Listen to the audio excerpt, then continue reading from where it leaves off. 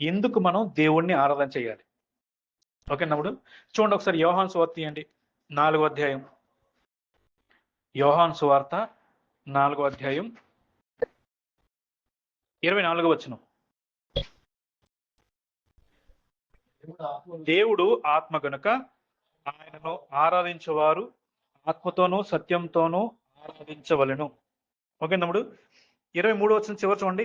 అయితే యథార్థముగా ఆరాధించేవారు ఆత్మతోనూ సత్యంతోనూ తండ్రిని ఆరాధించు కాలం వచ్చి ఉన్నది, అది ఇప్పుడును వచ్చే ఉన్నది. తన్ను ఆరాధించేవారు అట్టివారే కావాలనని తండ్రి కోరుచున్నాడు. తమ్ముడు, దేవుడు తనని ఆరాధించే వారిని కోరుకుంటాడు. దేవుడు తనని ఆరాధించే వారిని, పూజించే వాళ్ళు ఇలా ఉండాలి, నన్ను పూజించాలి అని దేవుడే కోరుకుంటాడంట స్వయంగా. దేవుడే కోరుకుంటాడంట స్వయంగా. ఓకేనప్పుడు ఎలా ఆరాధించాలి? ఆత్మతోనూ సత్యంతో, అంటే హృదయపూర్వకంగా ఆరాధన చేయాలి. ఆత్మతో అంటే హృదయమంతటితో మనం దేవుణ్ణి ఆరాధన చేయాలి. సత్యంతో అంటే దేవుని గురించిన జ్ఞానం కలిగి ఆరాధన చేయాలి. హృదయపూర్వకంగా ఆరాధన చేయాలి. దేవుని గురించిన జ్ఞానం అంటే దేవుని గురించిన విషయాలు మనం తెలుసుకొని ఆయన్ని ఆరాధన చేయాలి. అంటే ఎలా పెడితే అలాగా మనకు పదాలు అర్థం తెలియదు. సార్వభౌమాధికారిని దేవా, సర్వయామి అంటాం, మీనింగ్ తెలియదు. అలా మీనింగ్ తెలియకుండా పదాలతో ఆరాధన చేస్తే అది నిజమైన ఆరాధన కాదు. ఓకేనప్పుడు సో దేవుడే స్వయంగా కోరుకుంటున్నాడు. సో నా డౌట్ మరల రేపుతా ఉన్నాను, ఎందుకు మనం దేవుణ్ణే ఆరాధన చేయాలి? మనుషుల్ని కానీ వస్తువులు కానీ మనం ఎట్టి పరిస్థితుల్లోనూ ఆరాధన చేయకూడదు. ఎందుకని చేయకూడదు అనే విషయాన్ని మనం చాలా క్లియర్గా ఈరోజు మనం అర్థం చేసుకుని వెళ్దాం ఇక్కడి నుంచి. నెంబర్ 1 చూడండి ఒకసారి కీర్తన గ్రంథం తీయండి.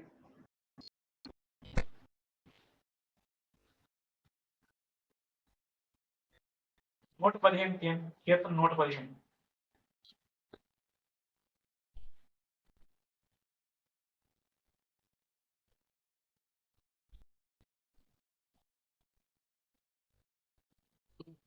ఎందుకు వచ్చి చూడప్పుడు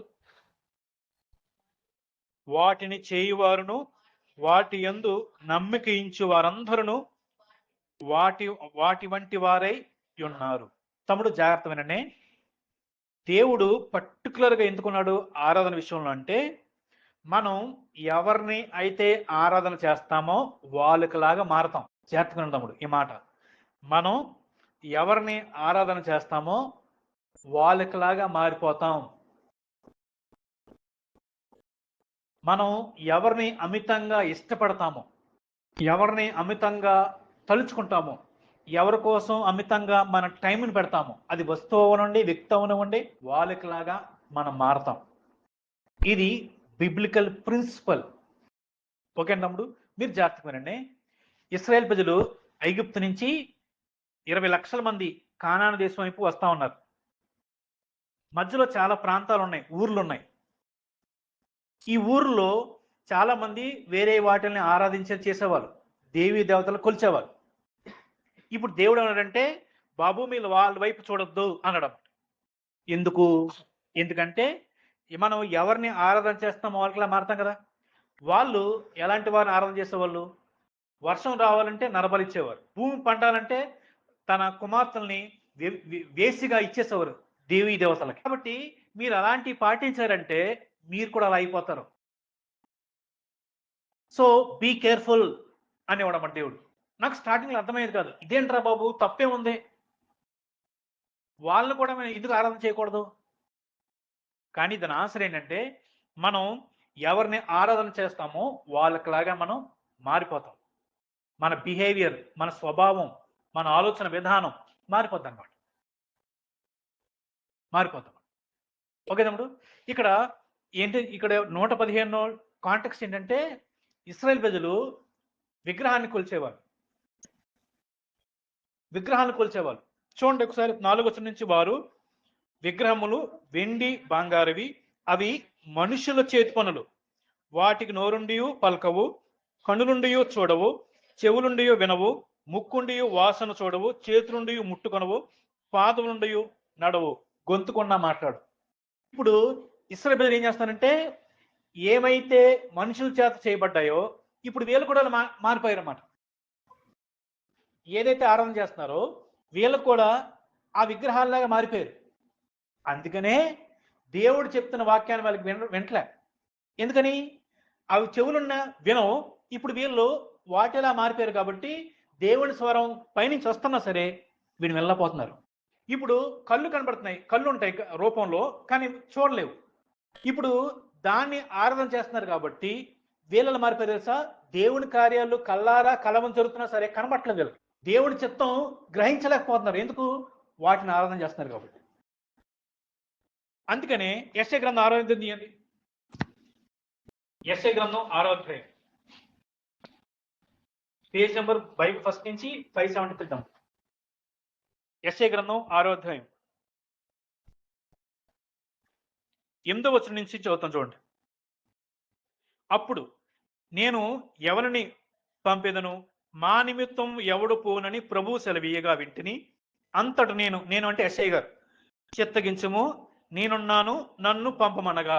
ఇప్పుడు దేవుడు చెప్తున్నాను అన్నమాట పని ఏంటో. ఆయన, నీవు పోయి ఈ జనులతో ఇట్లనుము, మీరు నిత్యము వినుచుందురు గాని గ్రహింపకొందురు, నిత్యము చూచుచుందురు గాని తెలుసుకొనకొందురు. వారి కన్నులతో చూచి, చెవులతో విని, హృదయంతో గ్రహించి, మనసు మార్చుకొని స్వస్థత పొందకపోవునట్లు ఈ జనుల హృదయము క్రొవ్వు చేసి, వారి చెవులు మందపరిచి, వారి కనులు మూయించుమని చెప్పుగా. అసలు ఇదేంటిది?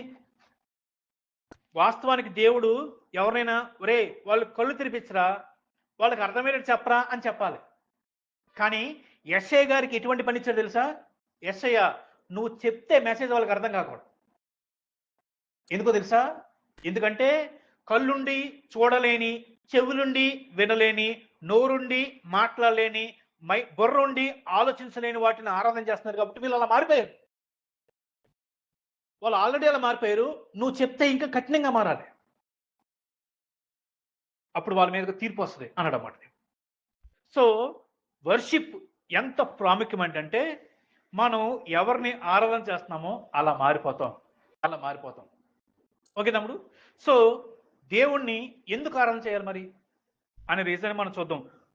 100వ కీర్తన తీయండి. 100వ కీర్తన. ఓకే తమ్ముడు, నేను చదువుతాను, జాగ్రత్తగా వినండి. సమస్త దేశములారా యెహోవాకు ఉత్సాహధ్వని చేయుడి. ఎవరు చేయాలి? యెహోవాకు ఉత్సాహధ్వని చేయాలి. సంతోషముతో యెహోవాను సేవించడి. ఉత్సాహగానము చేయుచు ఆయన సన్నిధికి రండి. యెహోవాయే దేవుడని తెలుసుకొనుడి. ఆయనే మనల్ని పుట్టించెను, మనము ఆయన వారము, మనము ఆయన ప్రజలము, ఆయన మేపు గొర్రెలము. కృతజ్ఞత అర్పణలు చెల్లించుచు ఆయన గుమ్మములో ప్రవేశించుడి. కీర్తనలు పాడుచు ఆయన ఆవరణములో ప్రవేశించుడి. ఆయనను స్తుతించుడి, ఆయన నామమును ఘనపరచుడి. యెహోవా దయాళుడు, ఆయన కృప నిత్యము ఉండును, ఆయన సత్యము తరతరములు ఉండును. ఇక్కడ దేవుణ్ణి ఎందుకు ఆరాధన చేయాలో రీజన్స్ ఇచ్చారన్నమాట. మొదటి 2 వచనాలేమో ఆరాధన చేయాలి, స్తుతించాలి, పాటలు పాడండి, ఉత్సాహధ్వని చేయండి అంటున్నారు. 3వ వచనంలో రీజన్ ఇచ్చారు. మరలా 4వ వచనంలో మరలా చెప్తున్నాడు, కీర్తించండి, పాటలు పాడండి. 5వ వచనంలో రీజన్ ఇచ్చారు. చూడండి ఒకసారి 3వ వచనం చూడండి, రీజన్ ఏంటో. ఆయన మనం ఎందుకు ఆరాధన చేయాలో కారణం ఇచ్చారు. చూడండి, ఆయనే మనల్ని పుట్టించాడంట, మనము ఆయన వారమంట, మనము ఆయన ప్రజలము, ఆయన మేపు గొర్రెలము. ఎవరు పుట్టించారు మనల్ని? దేవుడు పుట్టించాడు. ఎస్, యేసయ్య పుట్టించాడు మనల్ని పుట్టించాడు, మనల్ని కన్నాడు ఆయన, ఈ లోకంలోకి మనల్ని తీసుకొచ్చాడు ఆయన. సో మనం మన సృష్టికర్త ఆయన కాబట్టి we should worship him alone. ఆయనే మనల్ని పుట్టించాడు కాబట్టి మన ఈ లోకంలోకి రావడానికి కారణం ఆయనే కాబట్టి మనం ఆయన్ని ఆరాధన చేయాలి. రెండోది, ఆయన మన క్రియేటర్. అది రెండోది. మనము ఆయన ప్రజలము, మనం ఆయన వారం అంట. మళ్ళీ జాగ్రత్తగా వినండి, రెండో కారణం చెప్తున్నాడు. ఏంటంటే మన సృష్టికర్తే, కానీ జాగ్రత్త వినండి. పాపం ఏం చేస్తుంది మనల్ని? పాపం ఏం చేస్తుంది మనల్ని? ఆ సృష్టికర్త నుంచి దూరం చేసేసింది కదా. మనం చేసిన పాపం అంటే సంపూర్ణ స్వరాజ్ అని మాట వాడాను ఇందాక. అలాగే ప్రజలు కూడా ఎవరికి వారు పూర్ణ స్వరాజ్ అంటే నా జీవితాన్ని నేనే పరిపాలన చేసుకుంటాను అని దేవుణ్ణి పక్కన పెట్టి సొంత ఇష్టాన్ని నెరవేర్చుకుంటున్న వ్యక్తిని ఎక్కడికి వెళ్తున్నాడు? వీడు నిత్యనాశనానికి వెళ్తా ఉన్నాడు. ఇలా నిత్యనాశనానికి వెళ్తున్న ఈ వ్యక్తిని దేవుడు ఏం చేశాడు తెలుసా? కాపాడడానికి పూనుకున్నాడు. ఈ పాపానికి వచ్చే శిక్షని తన ప్రియకుమారుని మీద అర్పించాడు. యేసుప్రభువు వారు చనిపోయారు, ప్రాణం పెట్టారు, తిరిగి లేచారు. ఇప్పుడు ఎవరైతే ఆయన యందు విశ్వాసం ఉంచారో వాళ్ళందరికీ మరల ఏమవుతుందంటే దేవునితో సంబంధం వస్తుంది, దేవుని వారం అవుతారు, దేవుని ప్రజలు అవుతారు. సో రెండో కారణం ఏంటి తెలుసు? నీ రెడీమర్ అయిన నిన్ను విమోచించాడు ఆయన, విడిపించాడు ఆయన. తమ్ముడు, ఈ మధ్య వాట్సాప్లో కాలిఫోర్నియా మంటల గురించి చాలా విషయాలు వస్తూ ఉన్నాయి కదా, అవునా కదా? ఒక వీడియో బయటకు వచ్చింది, మీరు చూసే ఉంటారు. కాలిఫోర్నియాలో అందరూ రిచ్ పీపుల్, ఫిల్మ్ ఇండస్ట్రీలో ఉన్న వాళ్ళందరూ అక్కడే ఉంటారంట. మంచి మంచి బిల్డింగ్స్, పెద్ద పెద్ద బిల్డింగ్స్. అయితే వాళ్ళందరూ ఒక సెలబ్రేషన్లో ఏం చేశారు? దేవుణ్ణి వెటకారం చేశారు. దేవునికి 0 మార్కులు అంట. కాలిఫోర్నియా లేకపోతే లాస్ ఏంజలస్ అంటే దేవుడు లేని పట్టణం ఇది, దాన్ని బట్టి సంతోషించండి అన్నారన్నమాట. ఆలోచించండి, ఏమైంది ఇప్పుడు? వాళ్ళకున్న అవార్డ్స్ కాపాడినా? వాళ్ళకున్న టెక్నాలజీ కాపాడిందా? వాళ్ళకున్న బిల్డింగ్స్, స్ట్రక్చర్స్ కాపాడ్డాయా? ఏమీ కాపాడలేకపోయినాయి. మనిషి దేవుడికి దూరంగా ఉండి బ్రతకలేడు. ఒకవేళ బ్రతికిన నిత్యనాశనానికి వెళ్ళిపోతాడు. అలా నిత్యనాశనానికి వెళ్ళిపోకూడదని యేసుప్రభువు వారు ఈ లోకానికి వచ్చి ప్రాణం పెట్టి మరణించాడు, ప్రాణం పెట్టాడు, తిరిగి లేచాడు. ఇప్పుడు కేవలం ఆయనది విశ్వాసం ఉంటే చాలు, మనం ఆయన వారం అయిపోతాం. ఎంత గొప్ప ధన్యతండి మీకు! నువ్వు దేవుడి సంబంధివి, నువ్వు దేవుని బిడ్డవి. ఎంత గొప్ప విషయం అది! నన్ను ఆయన కుటుంబంలో చేర్చుకున్నాడా? నిన్ను ఆయన కుటుంబంలో చేర్చుకున్నాడు. ఆయన పెద్ద పరిశుద్ధ గొప్ప కుటుంబంలో నిన్ను కూడా ఒక సభ్యునిగా చేసుకున్నాడు, ఒక కుటుంబ సభ్యునిగా చేసుకున్నాడు.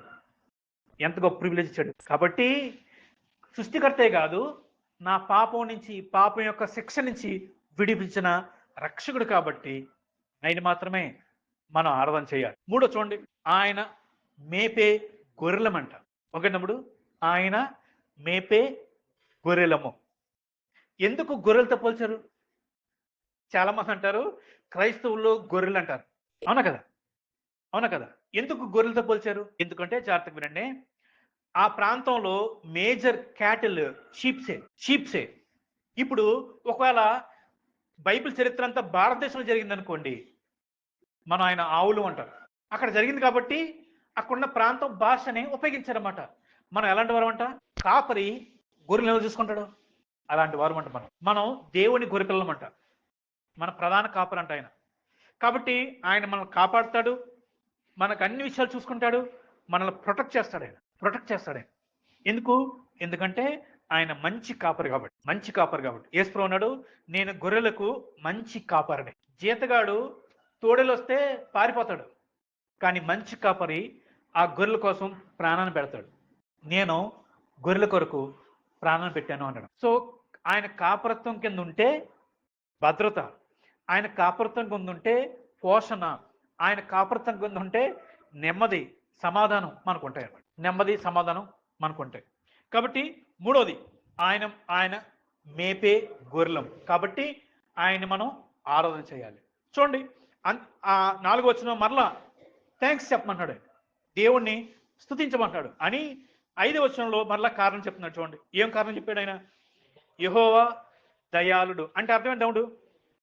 ఇంగ్లీష్ ఏముందంటే గుడ్ అని ఉంది. గుడ్ అంటే దేవుడులో ఏమాత్రం బ్యాడ్ ఉండదు. There is no evil, there is no bad in God. దేవునిలో కొంచెం కూడా బ్యాడ్ ఉండదు, బ్యాడ్ థింగ్ ఉండదు, అంతా గుడ్ అన్నమాట. కాబట్టి ఆయన చేసే ప్రతి పని మంచిదే. ఆయన మంచివాడు కాబట్టి నీ విషయంలో కూడా ప్రతిదీ మంచే చేస్తాడు. ప్రతిదీ మంచే చేస్తాడు. ఎందుకంటే ఆయన క్యారెక్టరే గుడ్ కాబట్టి, స్వభావమే మంచి కాబట్టి. చూడండి ఒక్కసారి ఇది ఇలా ఉంచి జేమ్స్ లెటర్లోకి వెళ్ళండి, అంటే యాకోబు పత్రిక వెళ్ళండి. హెబ్రీ పత్రిక తర్వాత ఉంటుంది, పేజ్ నెంబర్ 211. బైబిల్ లాస్ట్ నుంచి పేజ్ నెంబర్ 211. మొదటి అధ్యాయం 17 వచనం.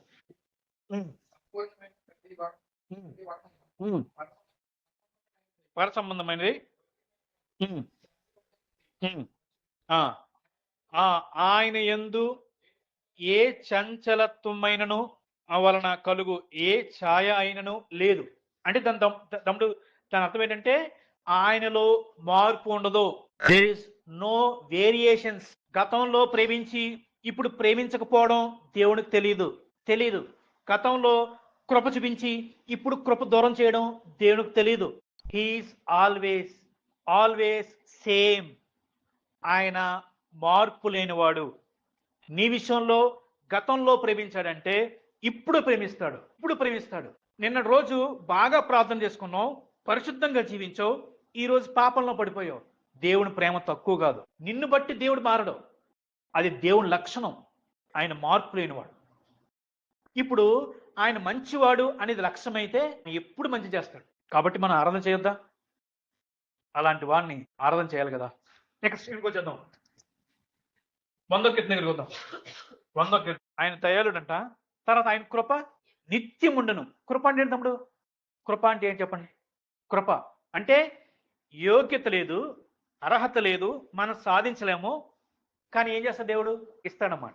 దాన్ని కృప అంటారు. సాధించలేము, అసలు మన దగ్గర ఉండడానికి మన అర్హత లేదు, కానీ దేవుడు ఇచ్చేదాన్ని కృప అంటారు అన్నమాట. ఫ్రీగా ఇస్తాడు. ఆయన నీకు సహాయం చేస్తాడు. ఎందుకంటే నువ్వేదో అర్హుడు అని కాదు, నువ్వేదో మంచివాడని కాదు, మంచితనం అని కాదు. దేవుడు మంచితనం కాబట్టి నీ ఎడలు ఎప్పుడు కృప చూపిస్తాడు. లేదు, యోగ్యత లేదు, కానీ దేవుడు నీకు ఇస్తాడు. కొండలైనా మెట్టలైనా తొలగిపోనేమో గాని నీ ఎడల నా కృప ఎప్పటికీ తొలగిపోదు అన్నాడు. ఎప్పటికీ తొలగిపోదంట. ఎప్పటికీ శాశ్వతమైన ప్రేమతో. అంటే అర్థమైంది తమ్ముడు? మార్పు లేని ప్రేమతో. మనుషులు ఎలా ప్రేమిస్తారంటే వాళ్ళకు అనుకున్నంత వరకు ప్రేమిస్తారు, వాళ్ళకు నచ్చినంత వరకు ప్రేమిస్తారు, వాళ్ళకి ఇంకా సాయం చేసుకోకుండా ఇంకా ప్రేమ పెరిగిపోద్ది. కానీ దేవుడి ప్రేమ అలాంటిది కాదు. శాశ్వతమైన ప్రేమ అంటే ఇంక అల్టిమేట్ లవ్, ఇంక మార్పు తగ్గదు. అదే ప్రేమతో ఎల్లప్పుడూ నేను ప్రేమిస్తాను. నువ్వు నమ్మినా నమ్మకపోయినా ఆయన నీకు విశ్వాసం ఉన్నా లేకపోయినా నిన్ను ప్రేమిస్తూనే ఉంటాడు అన్నమాట. అలాంటి వాడు దేవుడు. తర్వాత ఆయన సత్యము ఏందముడు? తరములు. ముఖ్యమంటే తమ్ముడు తెలుగులో సత్యము అని ఉంది, వాస్తవానికి ఇంగ్లీష్లో ఫెయిత్ఫుల్నెస్ అని ఉంటుంది. ఫెయిత్ఫుల్నెస్ అంటే హిబ్రూ భాషలో ఈ సత్యం అనే పదానికి ఇంకో మీనింగ్ నమ్మకత్వం. ఇంగ్లీష్లో దాన్ని అలా ట్రాన్స్లేట్ చేశారన్నమాట. నమ్మకత్వం, ఫెయిత్ఫుల్నెస్ అంటే అర్థమైంది తమ్ముడు. ఫెయిత్ఫుల్నెస్ అంటే అర్థం ఏంటి? నమ్మదగిన వాడు. ఓకే, ఫెయిత్ఫుల్నెస్ అంటే అర్థం ఏంటి చెప్తాను చూడండి, జాగ్రత్తగా వినండి. మీకు అర్థం అవడానికి చిన్న ఉదాహరణ చెప్తాను. ఇప్పుడు తమ్ముడు సుధీర్ ఉన్నాడు అనుకోండి, అన్న నేను ఫోన్ చేసి తమ్ముడు కొంచెం ఇదంతా క్లీన్ చేసే అమ్మ అన్నాను. వచ్చాడు ఇక్కడికి, చీపురు లేదు. ఫోన్ చేసి పెద్ద గొప్పగా తుడిచేయని చెప్పాడు, చీపురు కూడా ఇవ్వడా? నేను చేయను పో. అది నమ్మకత్వం కాదు. సరే, ఏదో రకంగా చీపు సంపాదించుకున్నాడు. ఇక్కడ ఏదో కుక్క వచ్చి చండాలం చేసేసింది అనుకుంది. చి, ఇలాంటి నా చేత క్లీన్ చేపిస్తారంటే చిచ్చి అని వదిలేసేయడం అనుకోండి, అది నమ్మకత్వం అవ్వదు. నమ్మకత్వం అంటే నీ నుంచి నాకు ఏ సపోర్ట్ లేకపోయినా, నీ నుంచి నాకు ఎటువంటివి ఇవ్వకపోయినా, నేను మాత్రం నీ ఎడల ఎప్పుడు ఏది చెయ్యాలో చేస్తా. చూడమన్నాడు, చీపురు సంపాదించుకొని ఇలా పాడైపోతుంది అంతా ఊడ్చేసి కడిగేసి క్లీన్. నమ్మకత్వం అన్నమాట. ఇప్పుడు దేవుడంట ఆయన నమ్మకత్వం నిరంతరం ఉంటుందంట. మనం చాలాసార్లు నమ్మకంగా ఉన్నాం దేవుడికి. చూడండి ఒకసారి 2 తిమోతి పత్రిక తీయండి. 2 తిమోతి 2వ అధ్యాయం 13వ వచనం. 2వ అధ్యాయం 13వ వచనం. మనము నమ్మదగని వారమైనను ఆయన నమ్మదగిన వాడుగా ఉండును. ఆయన తన స్వభావానికి విరోధముగా ఏదీ చేయలేడు. తమ్ముడు, ఫెయిత్ఫుల్నెస్ ఈజ్ హిస్ క్యారెక్టర్. నమ్మకత్వం అనేది ఆయన లక్షణం. నీ పట్ల ఎప్పుడు నమ్మకంగానే ఉంటాడు. జాగ్రత్తగానే నిన్న బాగా ప్రార్థన చేసుకున్నాం, బాగా వాక్యం చదువుకున్నాం, ఏ పాపంలోనూ పడలేదు. నిన్న నీకు సాయం చేశాడు. ఈరోజు సెల్ ఫోన్ ద్వారాగానో, మీ కాలేజీలో ఉన్న వాళ్ళ ద్వారాగానో చూపుల్లో పాడైపోయావు. నీ మనసులో వంకర చూపులు వచ్చేసినాయి. నువ్వు పాపం చేసావు. బాబోయ్ పాపం చేశాను అని ప్రార్థన చేసుకోవడం మానేసావు. అయితే జాగ్రత్తగానే ఈరోజు నీకు ఆపద వస్తుంది అనుకోండి. ఆపద దేవుడు కాపాడడం మానేస్తానుకున్నారా? మాండం. ఈరోజు నువ్వు ఎగ్జామ్ రాస్తున్నావు అనుకోండి, దేవుడు సహాయం చేయడం మానేస్తాడా? మాండం. ఎందుకంటే చెప్పుకున్నాం కదా, నిన్ను బట్టి కాదు, తను నమ్మదగిన వాడు కాబట్టి నిన్న ఎలా ఉన్నాడో నీ విషయంలో ఈ రోజు కూడా అలాగే ఉంటాడు. నువ్వు మారిపోతున్నావు ఆయన విషయంలో, కానీ ఆయన మాత్రం నీ విషయంలో ఎప్పుడు మారడు. నమ్మకంగా ఉంటాడు. ఏది చేయాలో, నీకు ఏది మంచిదో అదే చేస్తాడు. ఎంత గొప్పవాడండి. మారిపోయేవాడు అనుకోండి, ఒకసారి ఆలోచించి ఎలా ఉండేది? మనల్ని బట్టి మారిపోయేవాడైతే ఎలా ఉండేది? బాగున్నప్పుడేమో బాగా ఉండి, మనం ఏదో పాపం చేసినప్పుడు వెంటనే కోపం గించుకుని మన మీద శిక్ష ఇస్తాడు అనుకోండి, మన పరిస్థితి ఎలా ఉంటుంది తమ్ముడు? అలా ఉండడం మాట దేవుడు. ఎంత గొప్పవాడండి, ఎంత గొప్పవాడైనా కదా. కాబట్టి యెహోవాయే దేవుడని తెలుసుకోండి. ఆయన దేవుడైనా, సర్వశక్తిమంతుడైనా, సుప్రీం పవర్ అయినా ఆయనకి ఎంత మంచితనం ఉందండి. మంచితనం అనేది లేదనుకోండి, అలాంటి వాడికి ఎలా ఉంటది? భూమి ఎలా ఉంటది? కానీ ఆయన లక్షణాలను బట్టి మనం ఆయన్ని ఆరాధన చేయాలి, పూజించాలి, స్తుతించాలి. నా విషయంలో ఇంత గొప్పగా ఉన్నావా? నేను చాలాసార్లు నిన్ను నమ్మలేదు. నేను చాలాసార్లు పాపంలో పడిపోయి నీకు ద్రోహం చేశాను. కానీ నీవు మాత్రం నా విషయంలో ఎప్పుడు మంచిగా ఉన్నావా? థ్యాంక్ యూ ప్రభువా అని మనం ఆయన్ని స్తుతించాలి, ఆరాధన. లాస్ట్‌గా ఒక్క మాట చెప్పి నేను ముగిస్తున్నప్పుడు జాగ్రత్తగానే, ఆరాధన అనేది 2 రకాలు. ఎన్ని రకాలు తమ్ముడు? 2 టైప్స్. 2 రకాలుగా చేయాలి. ఒకటి, నోటి ద్వారాగా దేవుణ్ణి ఆరాధన చేయాలి, స్తుతించాలి, థ్యాంక్స్ చెప్పాలి. ఆయన గొప్పతనాన్ని గుర్తు చేసుకుని ఆయనకి థ్యాంక్స్ చెప్పాలి. ఇది నెంబర్ 1. రెండో రకమైన ఆరాధన చేస్తుంది తమ్ముడు. రెండో రకమైన ఆరాధన ఏంటంటే సమర్పించుకోవాలి. మనల్ని మనం డెడికేట్ చేసుకోవాలి, కమిట్ చేసుకోవాలి. మీకు అర్థం అవడం కోసం చెప్తాను. మీరు నోటితో చర్చకొచ్చి, దేవా ఎంత గొప్పవాడివి, నా విషయంలో ఎంత మంచిగా ఉంటున్నావు, నేను మారిపోయినా నువ్వు నా విషయంలో మారకుండా ఉన్నావు, థ్యాంక్ యూ ప్రభువా అని హృదయపూర్వకంగానే థ్యాంక్స్ చెప్పి బయటికి వెళ్ళిన తర్వాత బూత్ మాటలు మాట్లాడనుకోండి, చర్చిలో ఆరాధన అంగీకరించబడద్దా? అంగీకరించబడదు. సో మనల్ని మనం కమిట్ చేసుకోకుండా, మనల్ని మనం పూర్తిగా ఆయన చేతుల్లో పెట్టుకోకుండా మన నోటితో చేసే ఆరాధన దేవుడు అంగీకరించడు, ఇష్టమైంది కాదు. ఇంకో ప్రమాదం తెలుసా తమ్ముడు? ఏంటి తెలుసా? మనల్ని మనం పూర్తిగా ఆయన సమర్పించుకోకుండా కేవలం నోటితోనే ఆయన ఆరాధన చేస్తే ప్రమాదం ఏంటంటే మనల్ని మనం ఆరాధన చేసుకున్నట్లు. ఎందుకని? మనల్ని మన ఆయన చేతులు పెట్టుకోవట్లేదు, మన జీవితాన్ని మన చేతుల్లో పెట్టుకుంటున్నాం. ఇప్పుడు ఎవరు ఆలోచిస్తున్నారు? మనల్ని మనమే ఆరాధన చేసుకుంటున్నాం. కాబట్టి అది ప్రమాదం. చెప్పుకున్నాం కదా, ఎవరిని ఆరాధన చేస్తామో వాళ్ళకిలాగా మారతాం. దేవుడు ఎందుకు తన ఆరాధన చేయమంటారంటే ఆయనకిలాగా మనం మారాలని, ఆయన రూపంలోకి మనం రావాలని. దేవుడు మనల్ని ఆయన్ని మాత్రమే ఆరాధన చేయమంటారు. సో తమ్ముడు, ఒక్కసారి ఆలోచన చేయి. నీ విషయంలో దేవుడు ఎంతగా మంచిగా ఉన్నాడో వాక్యం సెలవిస్తా ఉంది. నీ విషయంలో మార్పు లేకుండా ప్రేమిస్తాడంట. నీ విషయంలో మార్పు లేకుండా నీ విషయంలో నమ్మకంగా ఉంటాడంట. నీకు ఏది మంచిదో చేస్తాడంట. మనం మారిపోతున్నాం, కానీ ఆయన నీ విషయంలో మారట్లేదు. ఎంత గొప్పవాడైనా పుట్టించాడు, నువ్వు భూమి మీదకి రావడానికి కారణమైన నిన్ను విమోచించాడు. ఆయన కాపరిగా నీ విషయంలో ఉన్నాడు. ఎంత గొప్ప దేవుడు. ఇలాంటి దేవుణ్ణి మనం హృదయమారా స్తుతించాలి, ఆరాధన చేయాలి. నా కొరకు, మనల్ని విమోచించడం కొరకు ప్రాణం పెట్టి తిరిగి లేచిన యేసయ్యని మనం తప్పకుండా ఆరాధన చేయాలి. ఎందుకంటే ఆయన మంచితనాన్ని బట్టి, గొప్పవాడు కాబట్టి నీ విషయంలో ఉన్నాడు, కానీ నన్ను బట్టి కాదు. కాబట్టి అంత గొప్ప దేవుడు మనం వెతకపోయినా ఆయన మనం వెతుక్కోడు. కాబట్టి దేవుని మనం స్తుతించాలి, ఆరాధన చేయాలి. ప్రార్థన చేసుకుందాం.